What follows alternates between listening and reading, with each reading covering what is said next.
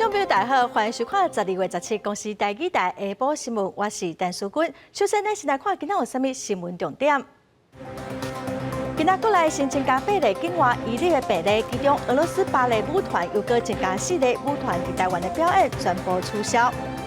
台北市政府公园路顶管理处传出2件弊案，警方调查发现，讲处长收旅馆的好处，阁有2个期间收到业者的黑西。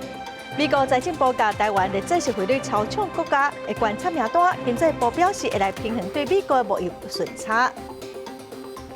新闻一开始来看来台湾表演的俄罗斯芭蕾舞团指挥中心当时宣布讲有4名的团员去挖着武汉肺炎，早暗头一场演出嘛先取消，其他48名的团员搁在做第3届的采检。指挥中心当宣布讲，今仔新增加8名境外移入的病例，其中有4个是芭蕾舞团的团员，所以舞团伫台湾的表演即卖是全部取消。主办单位表示，观众会使办理退票，指挥中心嘛开始做疫调甲消毒。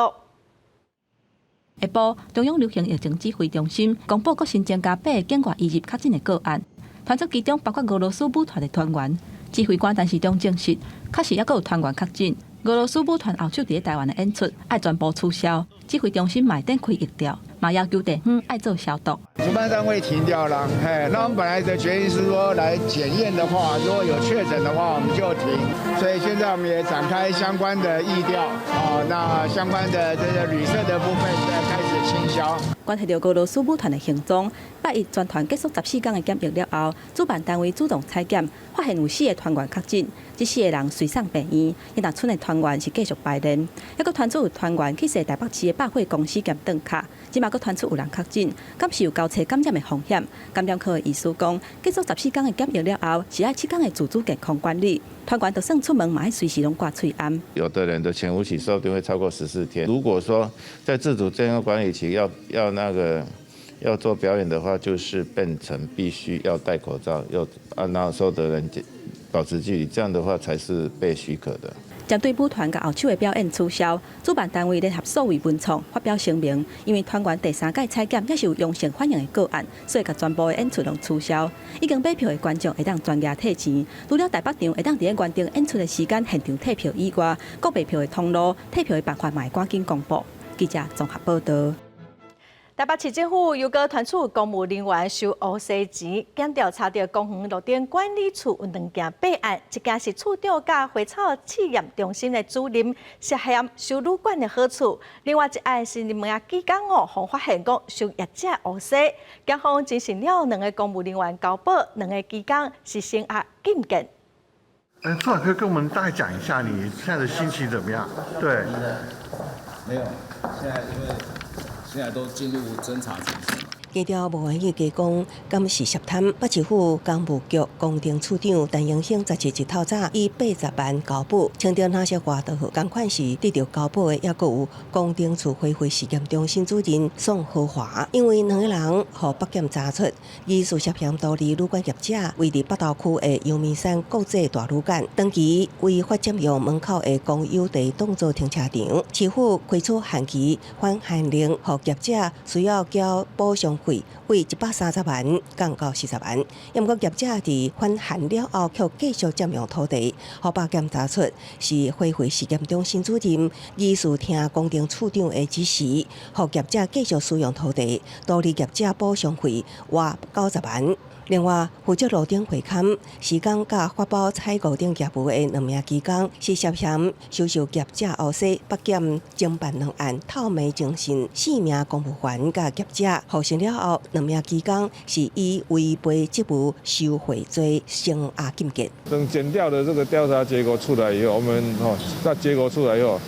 该严惩的我们会严惩嘛。郭文泰对公务员涉弊案维持一贯公事公办的态度，不过机关指出，北市府内控机制失灵，中国该局处首长无应应付市长的交办要求，却疏忽管理。如果整个市政府的贪腐机制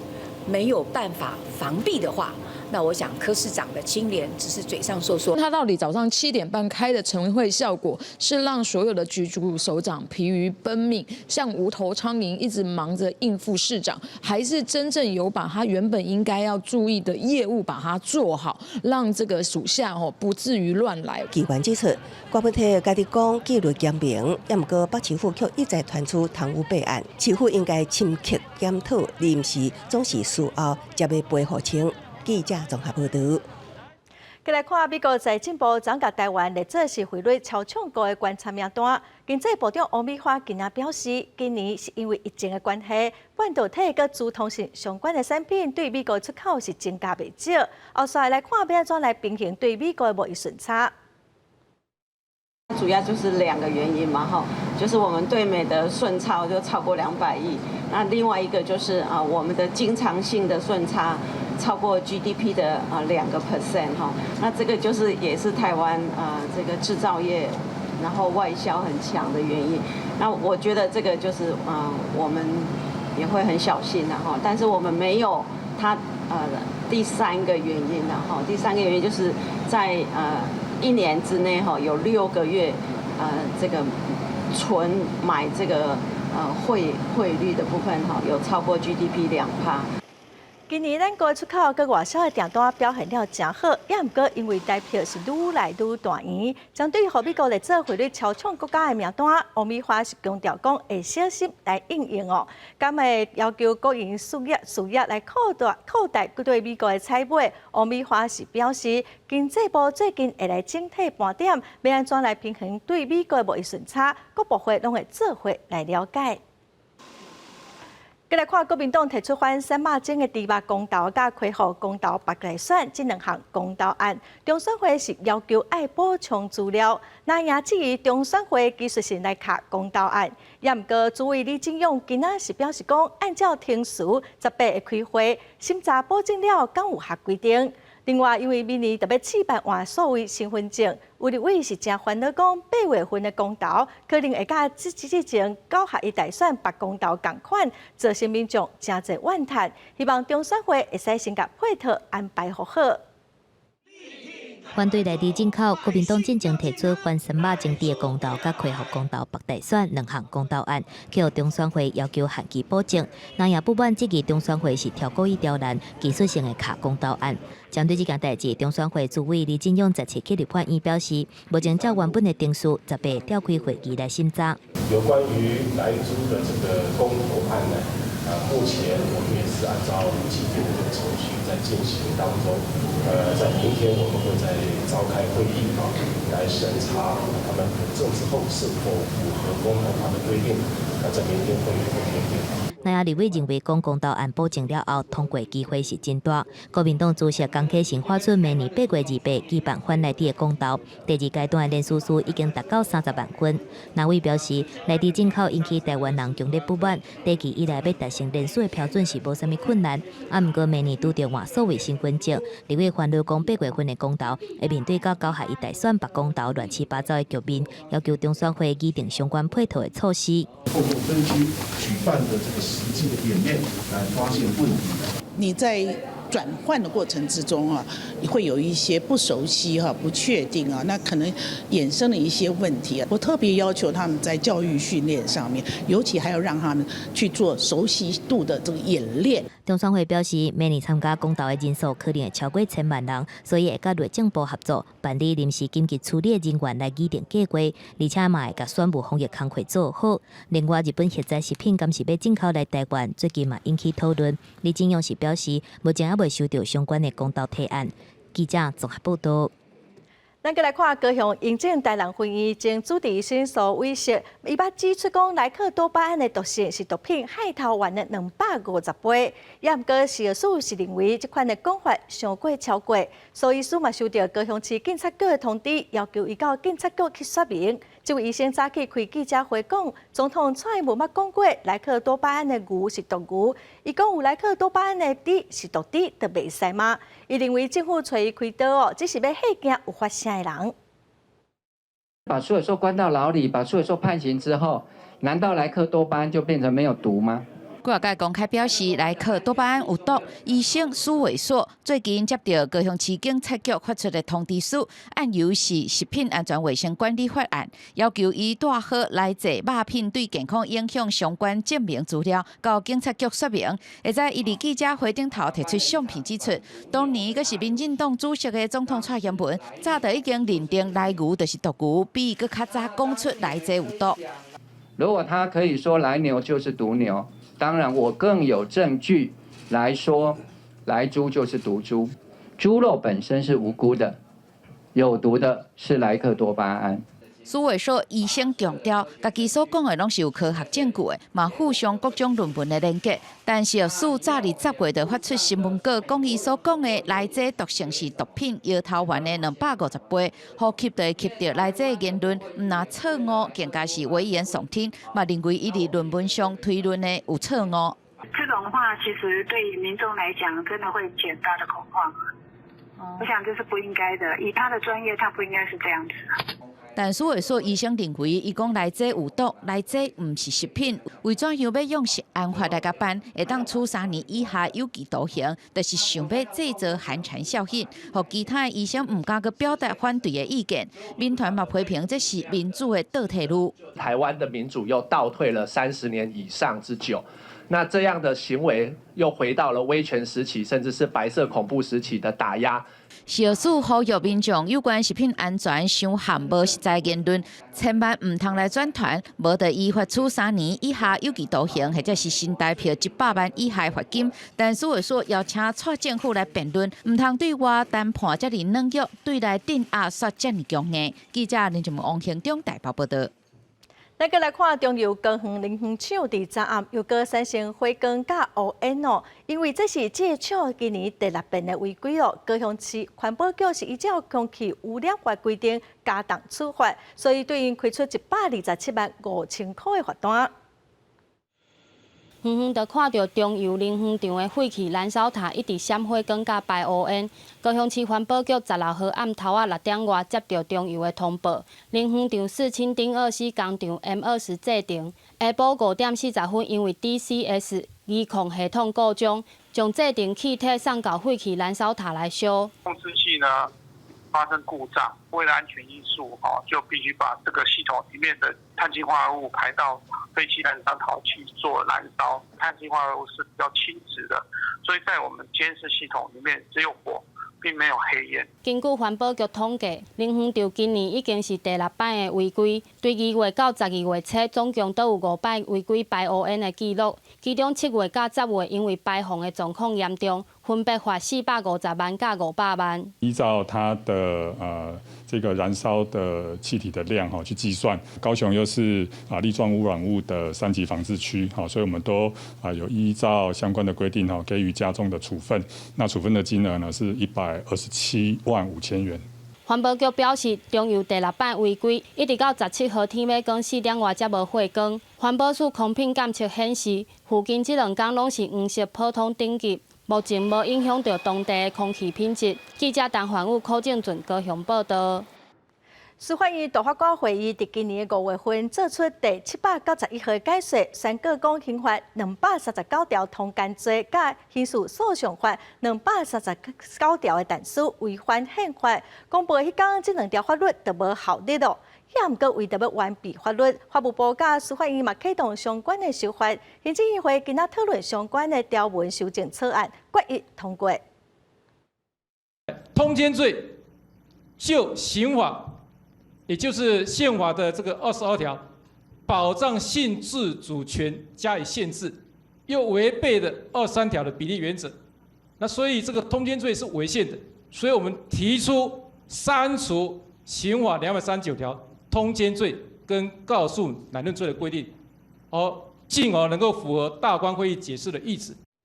刑法239条通奸罪原本是认为讲是用来保障婚姻甲家庭，对不忠的人佮第三者，上最会使处1年的有期徒。也毋过法务部指出，大法官会议是认为通奸罪违反性自主权甲比例原则，刑事诉讼法239条的但书会使单独来对通奸的另外一半撤销告诉，这嘛认为讲违反平等的原则，宣告违反宪法，所以法务部开除通奸罪甲告诉。乃论罪。再来看台北市政府将对宠物业调查，结果发现业者有5项违规，其中有2件是民众上网络卖家己欢喜的狗仔、甲猫仔，这已经违法，会使罚10万块。另外，嘛有几间宠物业者店内的人仔大小无合格，这嘛互开出罚单。即马厝内有饲毛囡仔的人愈来愈侪，若是厝内狗仔、猫仔生囝，甲狗仔囝或者是猫仔放伫网络顶卖，是违法的行为。台北市府最近针对宠物业做稽查，查到5件违规，拢总裁罚46万。其中就有民众去互检举，透过网络平台卖因兜的猫仔生的猫仔囝，按规定裁罚10万块。动保法里面，其实所有的宠物买卖都应该要取得相关的一个许可证。那民众这边自行在网络上面贩售自家所生出来的这个犬猫的话，都是违反到我们动保法。那我们是裁罚新台币10万元。消保官提醒，卖狗仔、卖猫仔需要许可证，民众若是家己卖是违法的行为，一定要注意。另外，宠物业者店头展示的狗仔、甲猫仔，拢爱寸笑，若无符合法定的规定，嘛无改善，就会罚4万至12万。为了维护动物的福利，那我们会希望呢，业者呢都可以就是符合我们对于设施大小的规范，要让每一只狗狗跟猫咪它们都可以有足够的空间，就是生活这样。最近假饲宠物是真事件，动保处提醒，有一个人是无执照伫咧经营，嘛无立管，饲宠物的空间嘛无保障，民众一定爱经合法的业者，才会当确保毛囡仔的安全，嘛避免违法。记者综合报道。国际新闻，咱来看2015年的正月份，法国巴黎查理周刊总部佮犹太超市发生17条人命的枪杀案。巴黎法院昨是针对14名被告宣判，罪名包括参与甲斗相共恐怖活动，有的判4年、5年，嘛有人互判30年的有期徒，嘛有人互判终身监禁。也毋过有2名上主要的被告，一个是佫还未抓到，一个已经死亡。这场恐怖攻击佫有真侪疑点还未找清楚。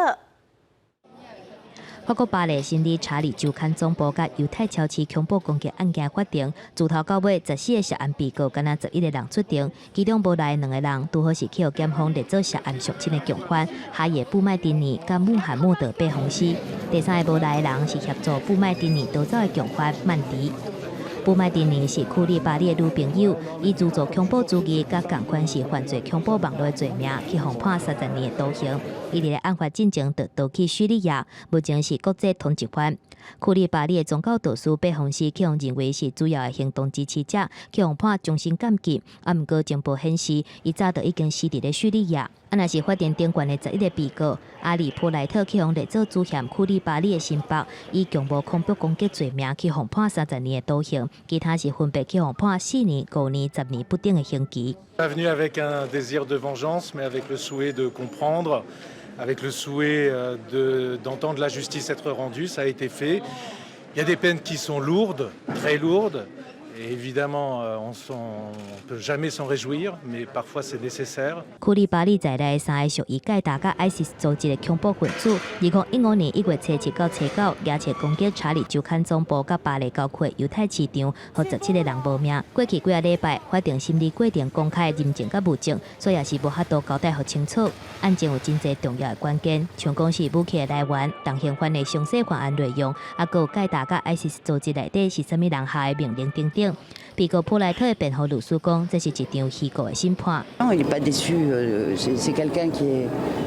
a du recul sur les choses. Il a analysé depuis le départ que c'était un procès fictif.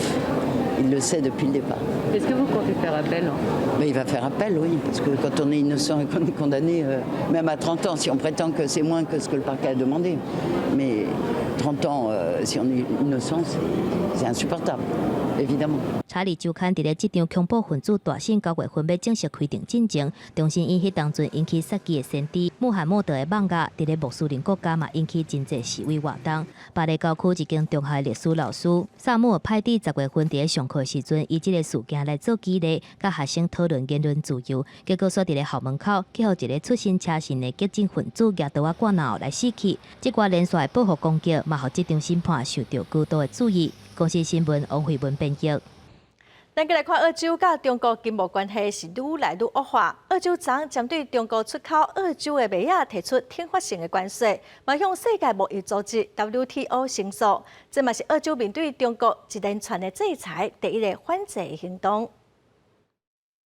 澳洲贸易部长伯明翰表示，澳洲已经伫10月向世界贸易组织 WTO 提出申诉，要求仲裁，主要是针对中国伫5月份的时阵讲澳洲倾销大麦，而且补贴正式农民，对澳洲大麦扣超过80%的反倾销税的部分是无证据，嘛已经违反贸易规则。We are highly confident that based on the evidence, data and analysis we have put together already, Australia has an incredibly strong case to mount in relation to defending the integrity and propriety of our grain growers and barley producers. We have full confidence that they are not unduly subsidised, that they do not dump that product into global markets. 中国伫即个拜则表示，会针对澳洲第3大对华出口产品燃料煤来采取限制措施。伫这进前，北京政府已经对澳洲的牛奶、牛肉、葡萄酒啊，有其他产品做出加扣关税手段。That China has accumulated a series of decisions that look like sanctions against Australia,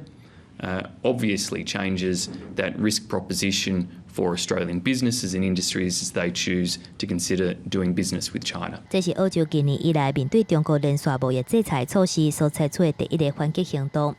中国外交部发言人安文彬讲，2018年以来，10外的中国赴澳的投资项目，拢靠澳洲以所谓的国家安全理由来拒绝。我们也多次说过呀，澳方针对中方企业的一些歧视性的这些做法，这是不符合有关的国际惯例。我们希望澳方认真地对待中方的关切，采取实际行动来加以纠正。中国政府表示，每一件纠纷拢敢若是技术问题，不过澳洲认为讲，这寡制裁是中国的报复手段。澳洲伫今年初呼吁调查新冠病毒的起源，而且针对中国伫澳洲甲亚太地区扩大影响力来施压。公司新闻吴文玲编辑。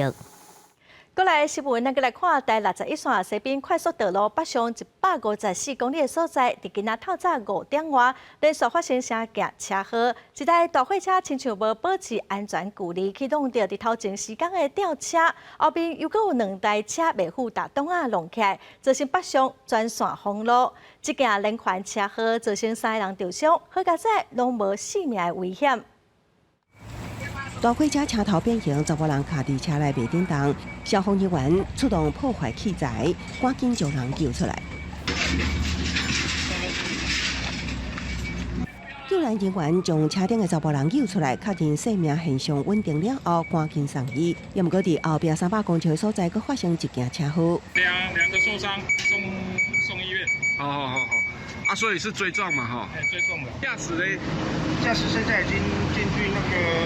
救护车里面载走了。17透早5点外，在61线西滨快速道路上北154公里的所在，先是一台大货车，技术无保持安全距离，弄到头前时光吊车，后壁300公尺的所在，佫有一台小货车，对弄头前载运蔬果的大货车，随后佫伫后壁700公尺的所在，佫发生一件对弄。1点钟内连续3件事故，涂骹拢是玻璃油啊，造成上北2个车道全面封闭。拖板车所占用的玻璃破碎，然后散落于那个台61的两车道，然后导致那个车辆回堵，都是全线都塞住，塞到平面这样子。警方表示，连续3件事故初步拢排除饮酒赛车，也毋过造成6台车毁损，3个人受伤，其中2个人就医，好佳在无生命危险。警方初步判断，第一件事故发生了后，后壁车辆技术未负反应，才会佫发生另外2件对撞，也毋过确实的原因也需要厘清。记者综合报道。台中市北屯区运20多位地主，因为不满土地中划的过程，所以告上法院。在2018年2审中华会是败诉，也毋过嘛是搁继续施工。今年底最高法院驳回中华会上诉，所以中华会决议并无成立专案确定。台中市地政局是表示若是中华会甲地主的协商无结果，因得要求爱先停工。这片铁档围起来土地，拢是台中市北屯区南关13新兴自办中卫范围。3号里福德树边这块地原本是公园预定地，即马说无法度动工。路德处土地方面过去到汉西西路，全部都是我们的公园7号用地。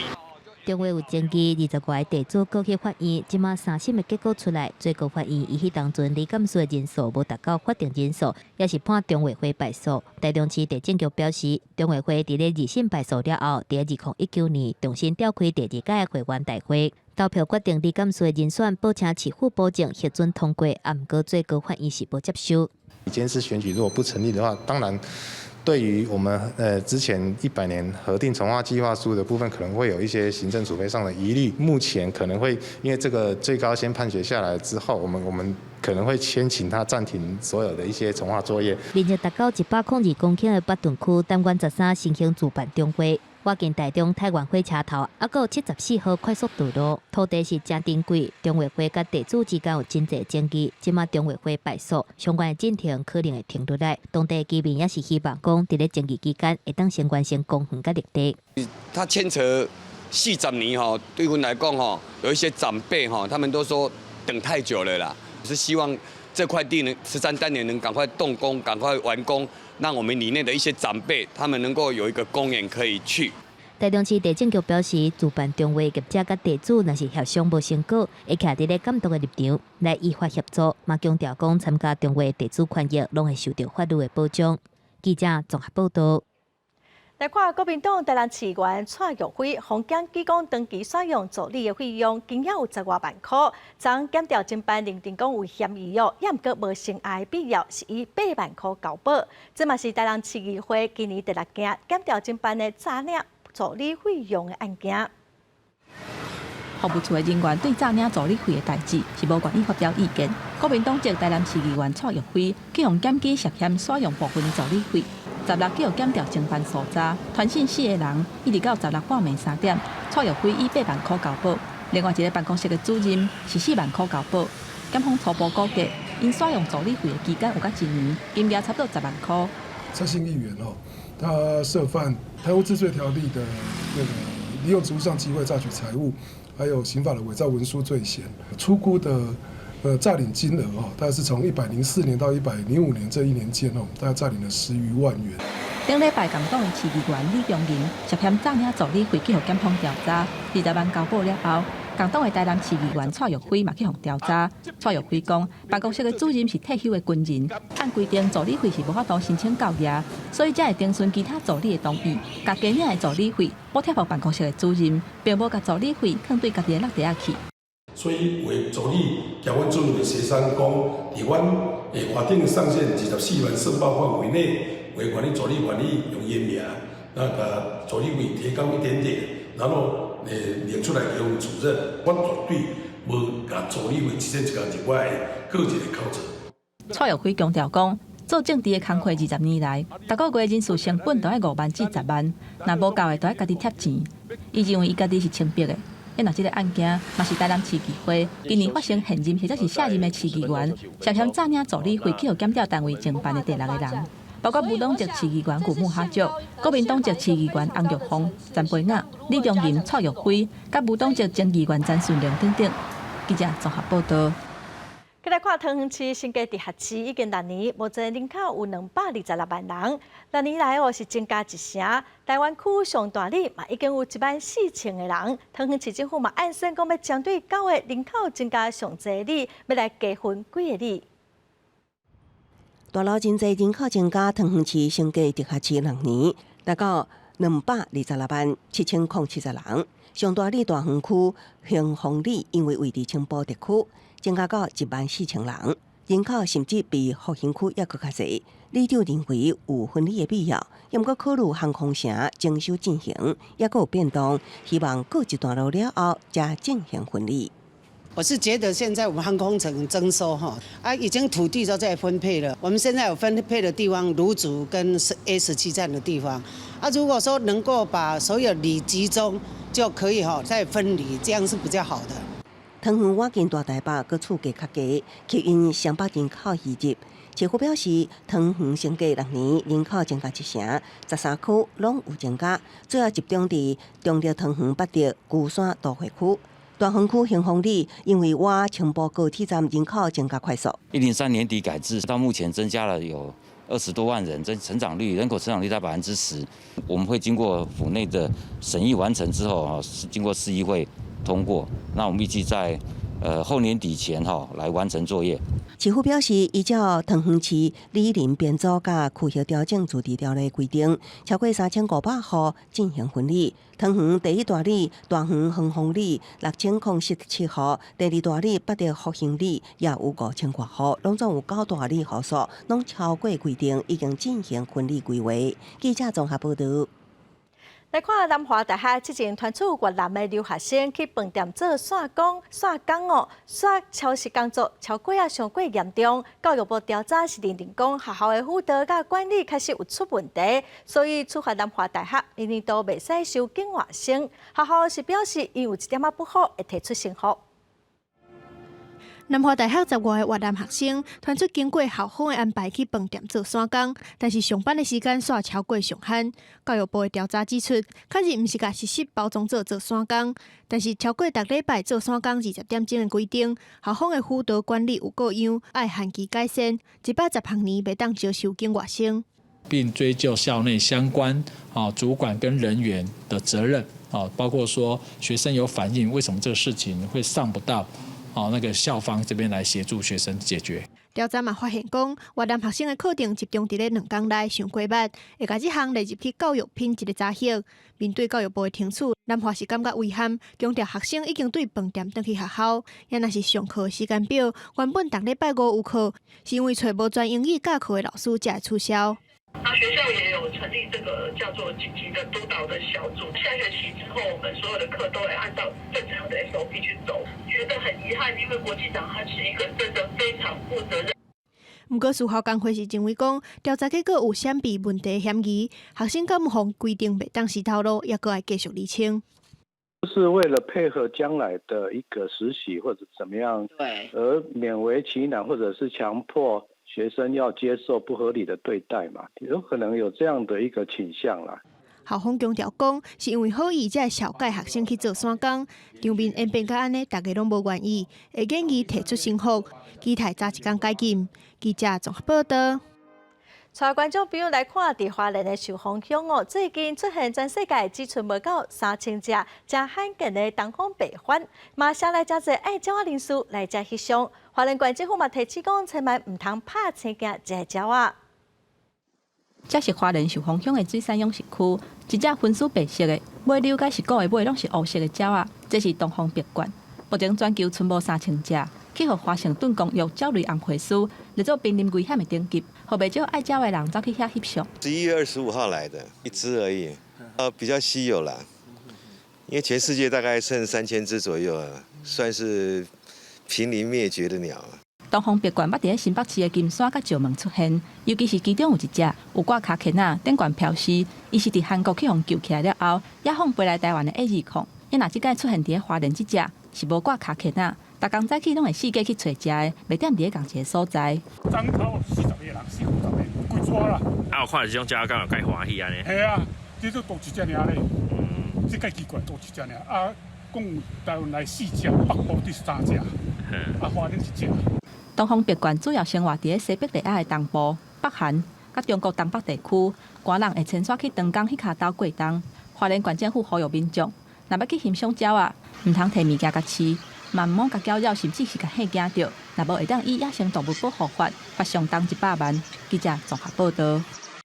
咱再来看南投仁爱乡出产的天气品质是真好，常常拢互高山仔头版来食。有农民就专工饲狗仔，要来赶这个高山仔哦，一饲就几10只，效果是个袂歹。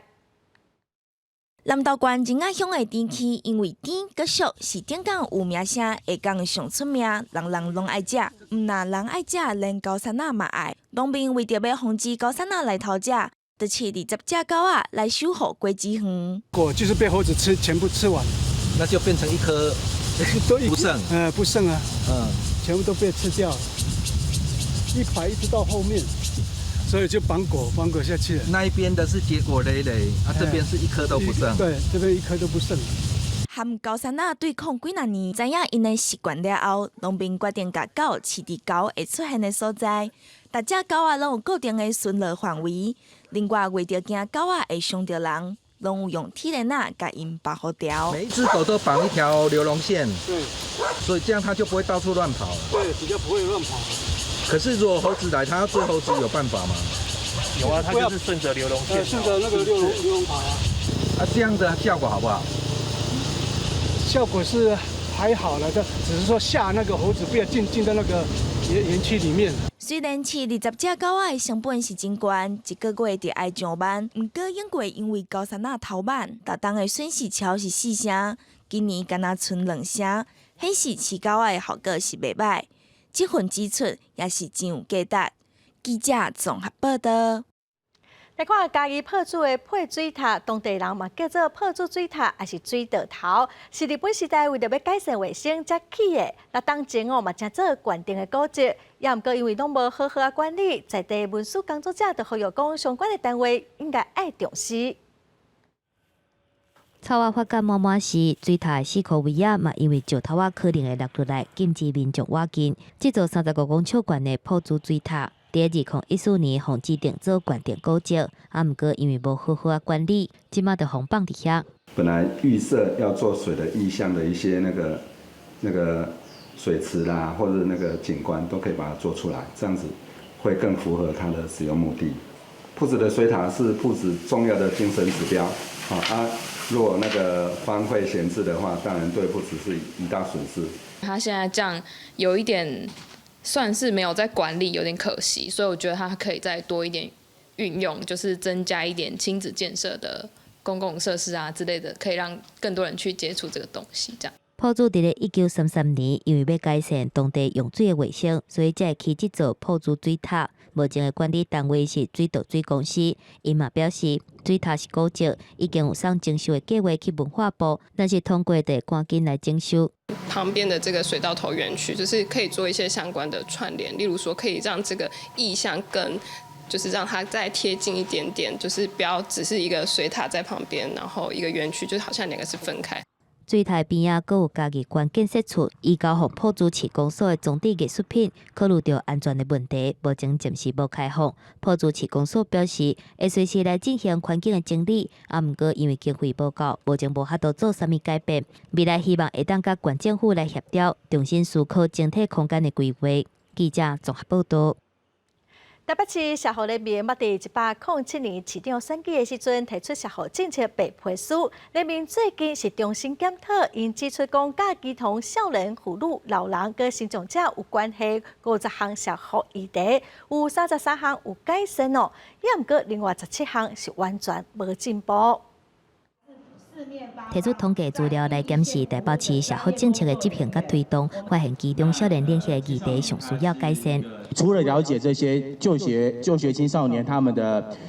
状况之外，并且提供一些相对应的一些政策。另外，针对双非少年他们就业的环境，也更需要这样调查。他仍然有属于家里面亲子的问题，他仍然有许多个人的议题还没有去这个处理。6都来看的话，台北市的公立幼儿园是最低的，非营赢过了其他县市。准公应该要严格把关，提供心智障碍儿童课后照顾服务跟改善早期疗愈这2个，事实上是几乎没有进步。无读册、无就业的少年培养训练，还有大埔市的工友数量，准工友感受严格把关，拢是社福团体关心的重点。大埔市社福联盟推出109年民间版社福政策白皮书的体检，针对儿童、少年、妇女、老大人甲身心障碍者等的5大领域，提出50项的社福议题，得到各局处66%的回应比例。对比107年的资料，33项议题有改善，17项议题是无改变。我们肯定他们有在进步的，可是我们常常是在亡羊补牢，你没有办法在政策或福利上面去考虑到发展性。如果在社会里面的弱势没有办法得到他们应该得到的支持，他们对于整个的社会其实就变成一个负担。可是如果他们的支持系统到了，他们是资源的一部分。社福团体指出，肯定市府这几年以来作为，不过也是希望相关单位未来当针对公共化教保的落实、少年就业网络、放练特殊境遇妇女的补助、增加老护中心的委办经费，而且提供身心障碍者生育辅导等的方面继续来打拼，和社福政策建构会当更加完整。记者综合报道。咱再来看儿童福利人员针对12岁以下囡仔设一支爱幼话儿童专线，社工表示每个月拢会接到200-300通的电话，这嘛显示讲囡仔人的心情嘛需要大人来了解甲关心。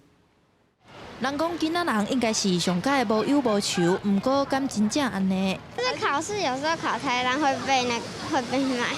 难免有一些不想让爸妈知道的。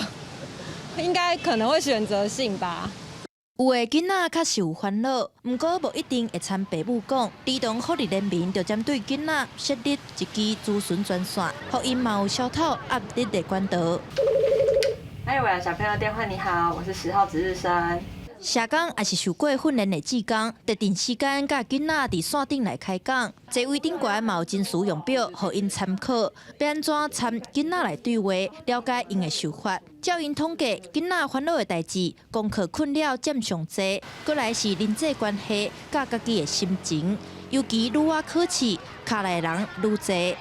考试前后，他们可能会很紧张，就是怕考出来的不会写，那或者是考试完了，然后发现自己很粗心，然后就是很懊悔，很后悔自己怎么没有好好的检查，那或者是自己很担心自己没有办法符合大人或者是他自己对自己的期待。社工讲，照因拄到的卡来囡仔小学生较侪，1年到6年拢有。这支08000003-123的爱幼话儿专线已经设19档，对拜1到拜5下晡4点半到7点半，拢有专人服务。社工人员讲，每个月大有200至300通的电话，看起来其实囡仔嘛甲大人同款，需要关心甲体谅。记者陈嘉文、林玉凯台北报道。来看新竹县的江浙乡司马库斯部落，之前为了要发展观光，有安一寡大型的路顶，也毋过因为光线的关系，就会请来一寡虫拖，嘛造成虫拖的死亡。清华大学研究团队就利用OLED技术来代替传统的电火，要来保护部落的生态。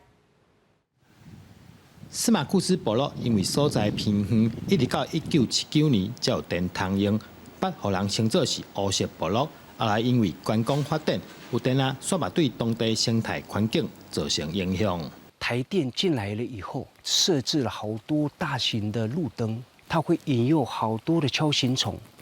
那么也引诱好多很漂亮各种各类的蝴蝶。观光客越来越多进来了以后，锹形虫都被捡走，那漂亮的蝴蝶也都被捡走，传统的那个星空。漂亮的那个夜景，星星慢慢的不见了。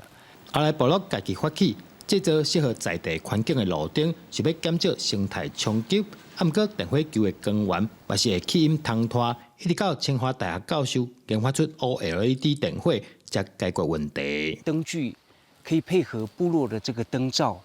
然后晚上我们把它点亮的那一刻，我心里面真的很感动。太亮、太蓝的那个灯泡也一样产生同样的伤害，所以那个时候心里在想说怎么办？所以我从13年前就开始不断在思考怎么办，能不能发明一个光源，对夜空不会有伤害，对生态不会有伤害。285趴亲像飞蕊的电火球，已经踮去年送来部落，目前拢已经装好势，即马无论是山顶的小路，还是居民大的厝附近，拢看会到。那好处就是说，低头可以看到夕阳余晖，抬头还可以看到星际银河，然后再也看不到这个所谓飞蛾啦，这个其他的什么像很棒的锹形虫呢，就跑到灯光底下，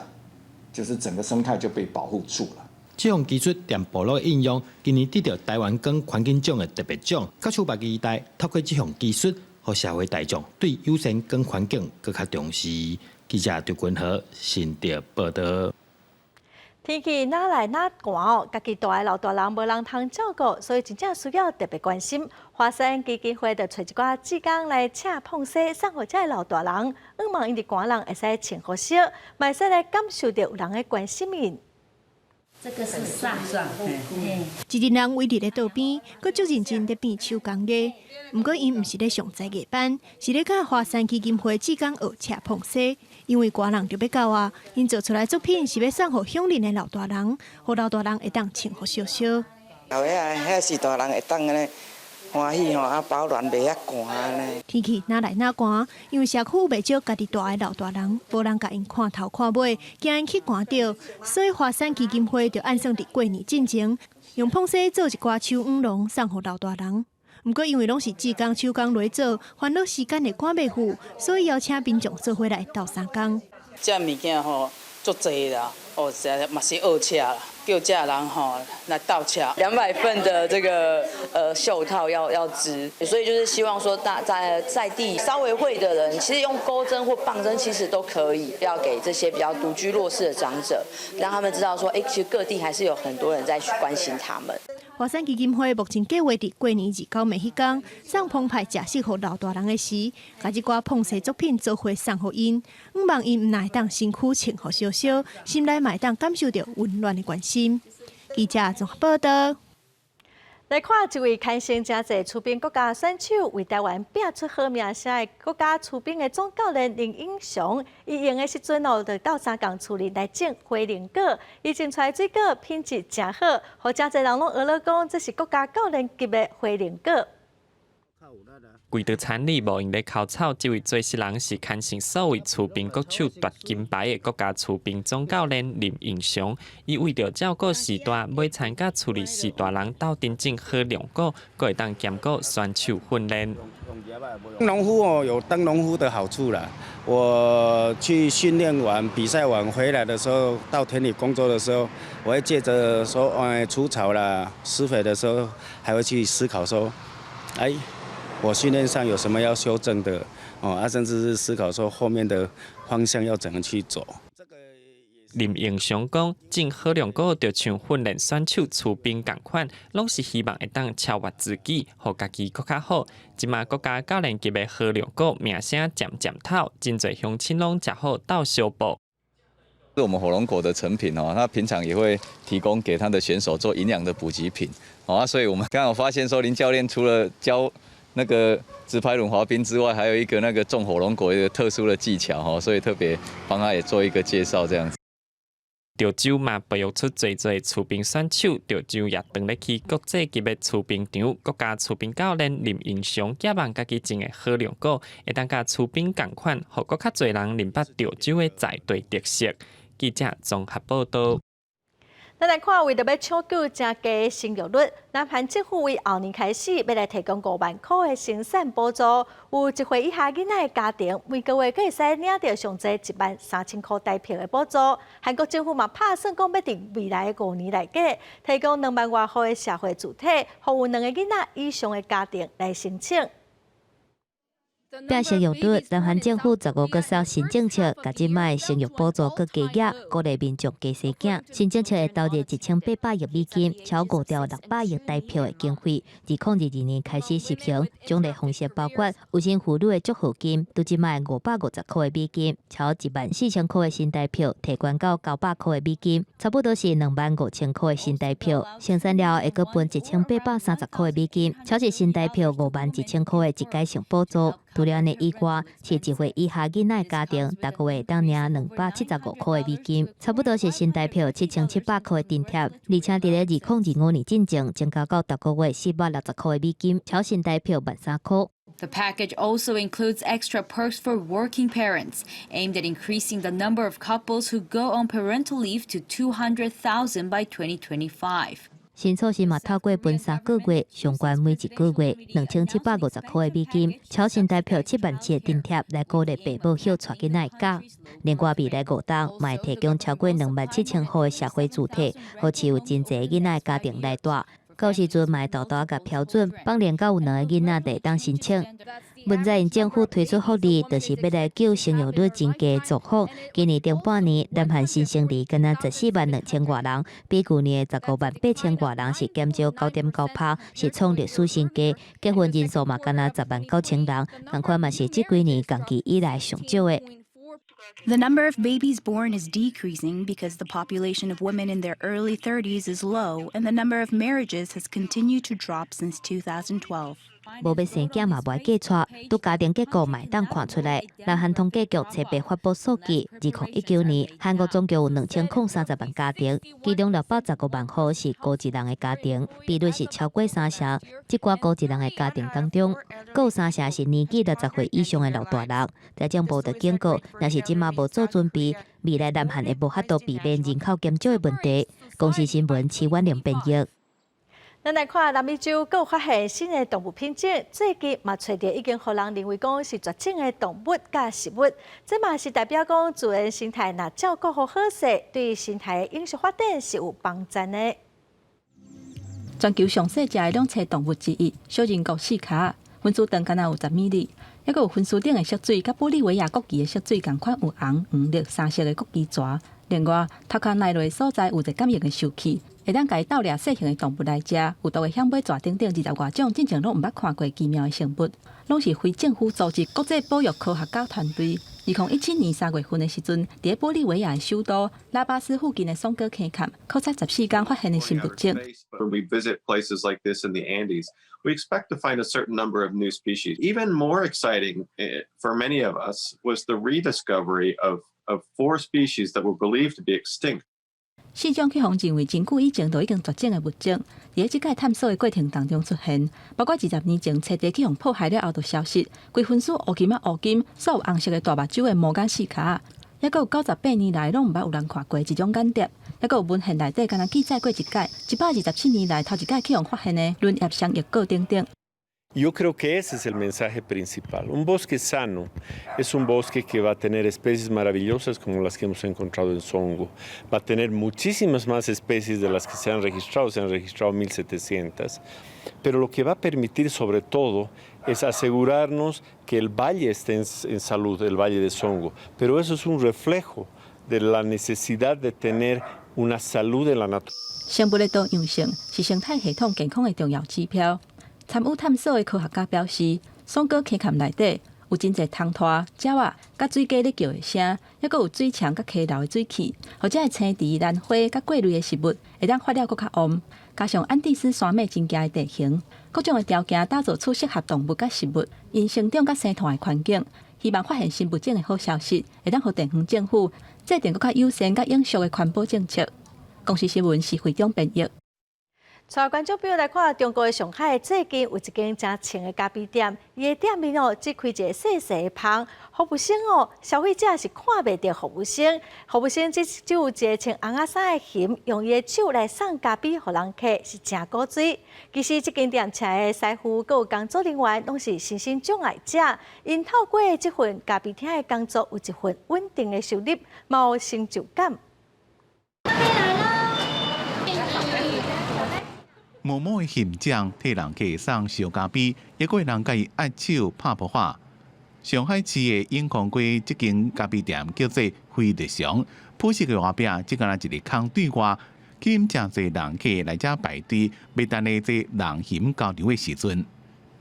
毛茸茸的小爪爪拿一杯咖啡给你，你就会感觉很温暖。这个现象会甲人互动，比手势有当时甲你梳头、出头真多，互人感觉厂后壁工作气氛一定真热烈。也毋过其实内面真安静，因为两位煮咖啡的咖啡师耳孔拢听无。伫咧接到人客的电子条码点咖啡了，就正专心的煮咖啡。用现奖伫咧送咖啡的是一位面部伤残的员工。惠理祥咖啡共同创办人王海清，经伫咧吹沙国际新奖日即天开业，希望为更加侪身心障碍者传递正能量，共同创造就业机会。即天新奖人数拿来，会当有一杯免费咖啡。其实聋哑人的咖啡师，他们做咖啡非常非常棒。我当时一开始给我们推荐了7到8位的这个面试者，我们也从里面现在聘用了这个3位，觉得可以帮助到真的需要帮助的人，而且提供更多的岗位给一些特殊人群，挺好的。当初开这间咖啡厅无特别宣传，不过伫网络媒体报道了，试营运期间生意就真好。伫上海永康街咖啡厅真侪间，一开始想着讲用现奖送咖啡，是特点现场人士可能无啥关系，甲人客交流，体验所建造的独立环境甲窗口，用条码语音辨识系统这款现代科技斗相共，沟通无障碍。因要提供免费的培训，欢迎有兴趣的听众人士来学煮咖啡。它是力，是草，太小了，你是哪？那是你，那我帮你拿着吧，等会你。这个现奖看起来真温暖，可能真想要甲伊压掉火。因应新冠疫情，业者也传几落套的现奖，逐工拢消毒几落遍，互温暖的咖啡，卫生也无拍折。公司新闻施惠两边译。下半部的天气，咱来看各县市详细的资料。北部地区上低16度，上悬20度；中部地区上低19度，上悬25度；南部地区上低21度，上悬26度；东部地区上低17度，上悬24度。华岛地区上低10度，上悬20度。感谢观众朋友收看公视台语台的下晡新闻，我是陈淑君，明仔载下晡3点，咱再会。